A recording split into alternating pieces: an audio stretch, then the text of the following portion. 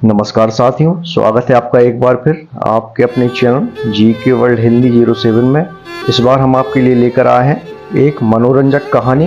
बड़े जैसा करते हैं, छोटे भी वैसा ही करते हैं। तो आइए शुरू करते हैं। एक गांव में एक संत कथा करने आए। वह रोज सवेरे प्रवचन दिया करते थे। संत के पास एक बहरा आदमी सत्संग सुनने आया करता था। किसी ने संत जी से कहा, पहली पंक्ति में जो वृद्ध बैठे हैं वह कथा सुनते सुनते हंसते तो हैं पर बहरे हैं, और पूरी कथा में 2 बार हंसते हैं। एक तो कथा सुनते सुनते जब सभी हंसते हैं तब, और दूसरा अनुमान करके बात समझते हैं तब। संत जी बोले, जब इन्हें सुनाई नहीं देता, ये बहरे हैं तो कथा सुनने क्यों आते हैं और घंटों बैठे रहते हैं। बाबा जी सोचने लगे, बहरा होगा तो कथा सुनता नहीं होगा, और कथा नहीं सुनता होगा तो रस नहीं आता होगा, और रस नहीं आता होगा तो यहाँ बैठना भी नहीं चाहिए, उठकर चले जाना चाहिए। यह जाता भी नहीं है। बाबा जी ने उस वृद्ध को बुलाया और उसके कान में ऊंची आवाज में कहा, कथा सुनाई पड़ती है? उसने कहा, क्या बोले महाराज जी? बाबा जी ने ऊंची आवाज में फिर पूछा, मैं जो कहता हूँ क्या सुनाई पड़ता है? उसने कहा, क्या बोले महाराज जी?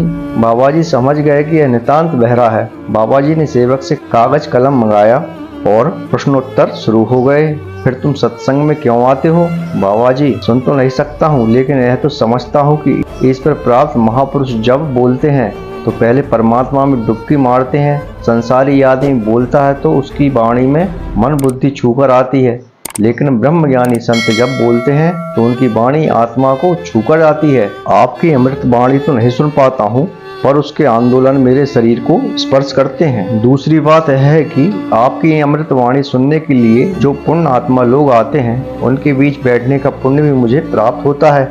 बाबा जी ने देखा कि यह तो ऊंची समझ के धनी है। उन्होंने कहा, किंतु मैं यह जानना चाहता हूँ कि आप रोज सत्संग में समय पर पहुँच जाते हैं और सबसे आगे बैठते हैं, ऐसा क्यों? वह वृद्ध बोले, मैं परिवार में सबसे बड़ा हूँ।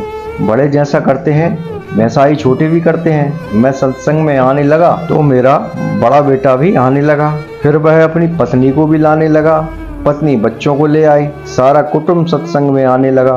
कुटुंब को संस्कार मिल गए।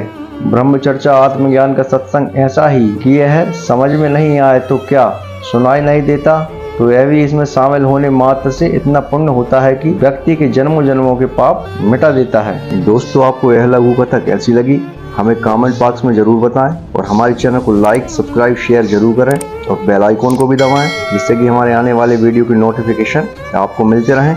मिलते हैं अगले वीडियो में, जब तक के लिए नमस्कार।